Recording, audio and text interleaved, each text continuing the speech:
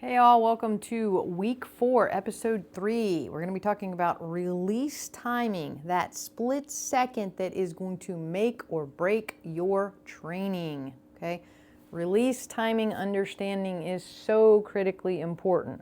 Now, this is going to be a follow-up to what we started yesterday and started this week, so we're going to build upon it, right? You can give perfect pressure, like we were talking about yesterday, but if your release is late, the horse is going to learn the wrong thing. And that is worse than them learning nothing. We don't want to give them the wrong message at first, because then we've got to go back and fix that. So why does release matter more than pressure? This is very important because horses learn through relief.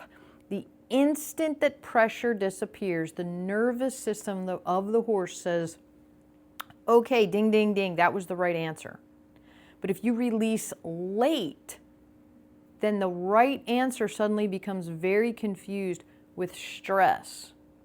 So even though they may have performed correctly, if it wasn't timed right, they're still feeling this, right? So there are 3 types of late release that I want you to be aware of. It's the physical one that's very obvious.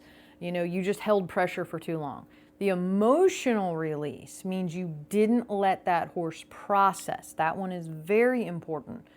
And the intention late release, your energy stayed tight, okay, even when your hands softened. And remember, they can read your intention, they can read your body language. So even though you might have gotten softer, your energy was still like this. So how do you fix your timing? Okay, you're going to release at the very first try of that shift of weight, that blink, that forward thought movement, right? The second they give you that try, you release. Now, how are you going to know if your timing is too late? Well, this is very easy. Your horse is going to get frustrated, okay? They're going to check out. They're going to stiffen that rib cage like I've been talking about. Watch that rib cage. They are going to react to you instead of respond to you. And they're going to stop offering to try. They're going to be like, this person's an idiot. I'm not doing this. I'm not playing, okay? So what I want you to do at home is a micro try game. I want you to ask for that hindquarter yield. Then I want you to release the moment they shift their weight, even if their step isn't perfect. And then watch how much faster the next try is going to come. And we touched on this a little bit yesterday by doing this with your energy alone, but I want you to repeat it again.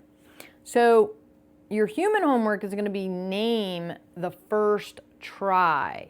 I want you to today notice the first tiny sign that someone around you is trying. It could be a child, a partner, a coworker. And I want you to respond to them immediately.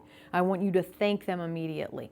I want you to train your brain to honor that early effort, okay? Whether it's human, mammal, whatever, okay? When you ask for something, I mean, maybe you ask your partner for a glass of iced tea. The minute they go get that thing for you, thank them and you say, hey, you know what, I'm really appreciative of you. I'm really, thank you for this. A waiter, a waitress, I mean, somebody holds the door for you in the grocery store. I cannot tell you how many times, every single day that I am in the grocery store, I will, I'll try to hold a door for some, I mean, most of these doors open automatically, but I'll do something for somebody, like I'll try to, whatever, help them some way. I'll move it. Do you think people say thank you anymore? No, I would say maybe 1 in 8 will actually acknowledge you. So we've got to remember this, folks. We've got to remember the try. We've got to remember the offer. And with your horse is going to appreciate that so much because they are so incredibly attuned to the tiniest little, micro indicators that they are doing something right, okay, that they can be at peace. So this is why I really want you to pay attention to these things, reward that try, and remember your words matter. So with your horse, lots of times they know, my horses know what good boy, good girl means without question.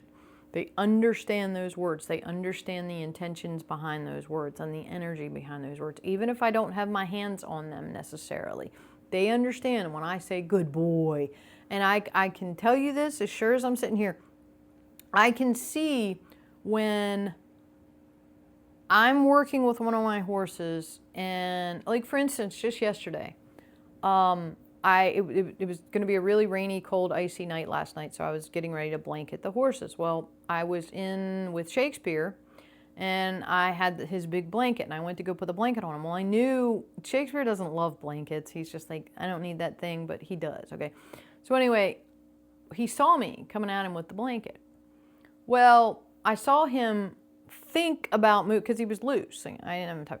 So I saw him think about moving, right? And he started to shift that weight. And I just said, "You're such a good boy. You're a good boy standing still." And then you know what he did? He moved back, and he did not move his feet because he knew that I was praising him for standing still at that moment. And I wasn't near him. I mean, I was 6 feet away. I wasn't touching him. But he understood, okay, I really don't want this, but Mom wants me to stand still. And believe me, he thought about moving. He thought about taking off. And so I caught him, and I was like, "You're a good boy." And then that movement went from,